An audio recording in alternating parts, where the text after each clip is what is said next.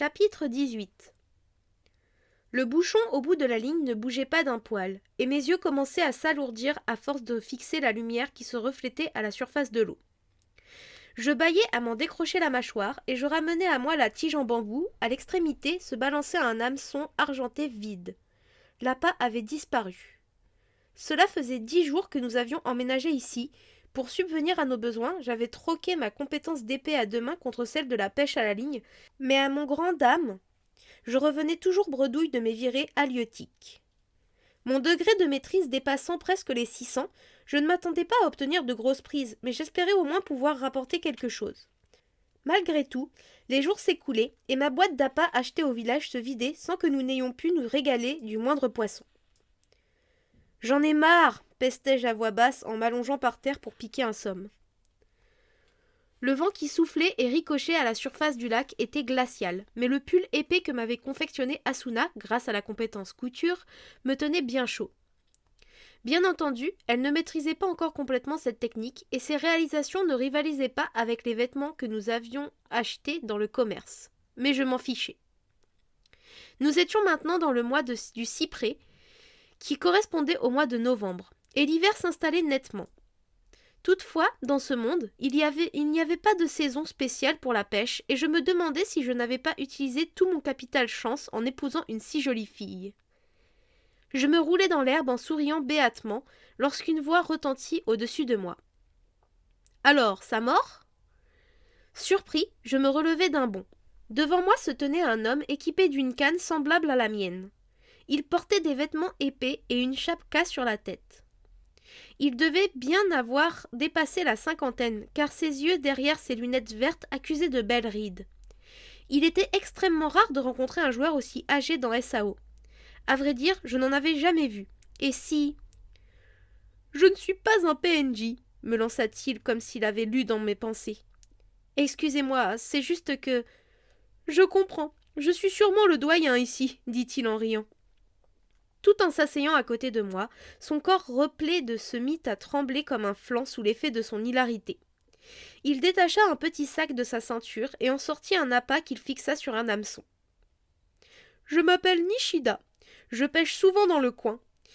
Dans mon autre vie, j'étais chef de la maintenance dans la société Toto Broadband Connexion. Désolé, je n'ai pas de carte de visite, continua-t-il en rigolant. Ah. Je me demandais comment cet homme jovial avait pu atterrir ici. Son entreprise collaborait avec Argus et il devait gérer le réseau qui reliait les différents serveurs de SAO. Je m'appelle Kirito, je viens d'emménager ici. Avant cela, je vivais dans un étage supérieur. Vous vous occupiez de la maintenance de la connexion de SAO ? J'en étais responsable. Un étrange sentiment m'envahit. Il avait dû être mêlé à tout ça à cause de son travail. Mes supérieurs m'avaient pourtant prévenu que je n'avais nullement besoin de me connecter. Mais c'est dans ma nature. Il fallait absolument que je vérifie si j'avais correctement effectué mon travail. Tout en parlant, il lança sa ligne avec la dextérité d'un pêcheur professionnel. Il avait sûrement suivi une formation. Il doit bien y avoir une trentaine de seniors dans ce jeu. La plupart se contentent d'attendre patiemment dans la ville de départ, mais pas moi. De temps en temps, il relevait sa canne par petits à-coups, tout en surveillant le bouchon qui flottait à la surface. Je cherchais une rivière ou un bon lac poissonneux et ma quête m'a conduit à cet étage. Ah, je vois. Et puis, ici, il n'y a presque pas de monstres, n'est-ce pas ? Il éluda ma question en riant et demanda à son tour. C'est comment, au-dessus ? Trouve-t-on de bons coins de pêche ? Le 61e étage est pratiquement recouvert par un lac. C'est même une mer, en fait. J'ai entendu dire que certains y prenaient de bons poissons. Oh, je devrais y aller faire un tour, s'exclama-t-il joyeusement. Au même moment, le bouchon s'émergea vigoureusement, faisant promptement réagir Nishida. Selon toute vraisemblance, sa compétence de pêche était élevée, mais son aptitude naturelle y était aussi pour quelque chose. « Ouah, énorme !» m'écriai-je en apercevant le gros poisson aux écailles bleutées qu'il venait de ferrer. L'animal frétilla quelques secondes avant de disparaître dans l'inventaire de Nishida. « Félicitations !»« Ce n'est pas très compliqué. Tout dépend du niveau de compétence, mais ça ne sert à rien d'attraper du poisson si on ne sait pas le cuisiner. J'aimerais bien le faire en sashimi, mais sans sauce soja, c'est inconcevable. » Ah. J'hésitai un instant avant de poursuivre. Certes, Asuna et moi avions choisi cette zone pour être tranquilles, mais j'étais persuadée que cet homme n'écouterait ni ne colporterait les ragots qu'il pourrait entendre. Je poursuivis donc sur ma lancée. Je pourrais vous proposer quelque chose d'équivalent, mais... Comment s'étonna Nishida en faisant rouler les yeux derrière ses lunettes. Asuna nous accueillit avec un grand sourire. Ah, te voilà, et avec un invité? Oui, voici Nishida, un pêcheur. Nishida, je vous présente... Devinant mon embarras, Asuna sourit et se présenta elle-même.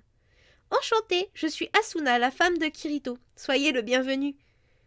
Le vieux pêcheur la dévisagea, interloqué.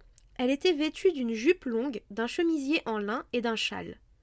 Elle ne ressemblait plus à l'intrépide et réputé sous-chef du KOB, mais cela n'altérait en rien sa beauté.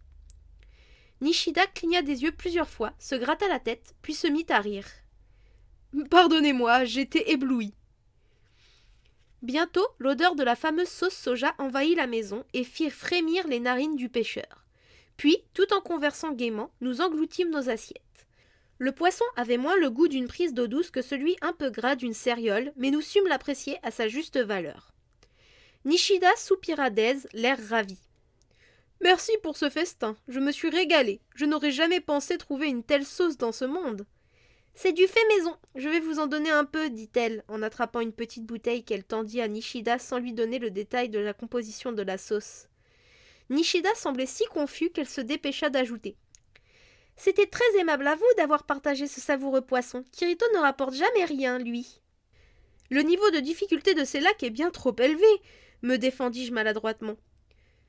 Non, pas tous. Il n'y a que celui où nous étions qui est plutôt coriace. Qu'est-ce que... Asuna partit d'un grand éclat de rire avant que je ne finisse ma phrase. Pourquoi est-il configuré comme cela? Je crois... Nishida baissa la voix avant de poursuivre. Je crois qu'un esprit vit dans ce lac. Un esprit? Au bazar du village, j'ai repéré un appât bien plus onéreux que les autres et je l'ai acheté. Après plusieurs tentatives infructueuses, je me suis décidée à l'essayer dans ce lac à forte difficulté. Avez-vous réussi à attraper quelque chose? Oui, j'ai eu une prise, mais je n'avais pas assez de force pour la remonter. Avant que ma canne ne me soit arrachée des mains, j'ai pu apercevoir la silhouette de ce qui m'avait tant résisté. C'était énorme, un vrai monstre, mais bien différent de ceux que l'on trouve dans les environs. Tout en prononçant cette dernière phrase, il écarta largement ses bras. « Ouah, j'aimerais bien le voir !» s'exclama Asuna, les yeux brillants. « Kirito, avez-vous confiance en vos capacités musculaires ?» me demanda alors Nishida en me regardant avec insistance. Oui, je crois. Alors faisons équipe. Je me chargerai de l'appâter et je vous laisserai le remonter. Vous envisagez de switcher nos cannes? Je me demande si c'est possible, pensai-je à voix haute. Essayons, Kirito, ça va être amusant, s'écria Asuna, ravie. Très bien, on peut tenter le coup, répliquai-je. C'est parti, lança Nishida en souriant. Je devais bien avouer que la perspective de me mesurer à un monstre inconnu m'enchantait, moi aussi, au plus haut point. Ce soir-là, Asuna entra dans le lit en pestant contre le froid et vint se blottir contre moi en poussant un soupir de satisfaction. « Il y a tellement de gens différents ici, » fit-elle remarquer d'une voix ensommeillée. « Il est plutôt sympathique, non ?»« Oui, c'est vrai, j'avais oublié qu'il y avait aussi des gens qui tentaient de vivre normalement. Je ne veux pas prétendre que nous sommes extraordinaires, mais comme notre niveau nous permet de combattre en première ligne, je pense que nous avons une responsabilité vis-à-vis de ces personnes. » Je n'y avais jamais pensé de cette façon. Je croyais que devenir fort était le seul moyen de rester en vie. Je pense que beaucoup de gens ont placé leurs espoirs en toi, Kirito, et j'en fais partie. Oula, tu me fais peur. Si je m'écoutais, je m'enfuirais à toutes jambes. Idiot! Je souhaitais que cette vie paisible durât encore un peu. Je savais que, tôt ou tard, nous devrions retourner combattre en première ligne pour aider les autres joueurs, pour aider Nishida. D'après les messages que m'envoyaient Agil et Klein, la quête du 75e étage s'avérait plus difficile que prévu. Cependant, ma vie ici avec Asuna m'apparaissait pour l'heure plus importante que la conquête de ce niveau.